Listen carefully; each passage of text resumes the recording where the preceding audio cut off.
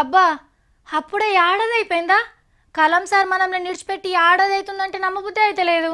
మనిషి బతుకంటే ఇట్లుండాలి, బతికితే ఈ సార్ లెక్క బతకాలి. ఇల్లు సంసారం ఏం లేకున్నా కోట్ల మంది గుండెలల్లా గుడి కట్టుకుండు. పుట్టుకంటే అదే అనిపిస్తుంది సార్ జీవితం గురించి తెలుసుకుంటే. కలలను కనడం నేర్పిన గురువు, కలలను నిజం చేసుకోమన్న మార్గదర్శి. మరి పెద్ద సార్ మొదటి వర్ధంతికి ఎవరెట్లా నివాళులు అర్పించిండ్రో ఇప్పుడు చూద్దాం. కలాం సార్ పుట్టిన రామేశ్వరంలా ఆయన విగ్రహాన్ని నిలబెట్టిండ్రు. సెంటర్ మంత్రులు పోయి ఓపెనింగ్ చేసిండ్రు. అట్లనే సార్ పేరు మీద పెద్ద బిల్డింగు కట్టిస్తారట. సార్ చిన్నప్పుడు ఎట్లా కష్టపడి చదువుకుంది, ఏమేం పుస్తకాలు చదివింది, వాడిన వస్తువులు, దిగిన పోట్వలు అన్నీ ఇంట్లో పెడతారట. రేపటి పోరగాండ్లకు కలాం సార్ గొప్పతనం తెలిసేటట్టు చేస్తారట. విశాఖపట్నంలా సారుకు మంచి విగ్రహం కట్టించిండ్రు. ఈ తీర్లనే దేశమంతా సార్ని యాద్ చేసుకుంది. ఈ స్కూల్లో పిల్లలు ర్యాలీలు తీసి సార్ మంచితనం గురించి నలుగురికి ఎరక చేసిండ్రు.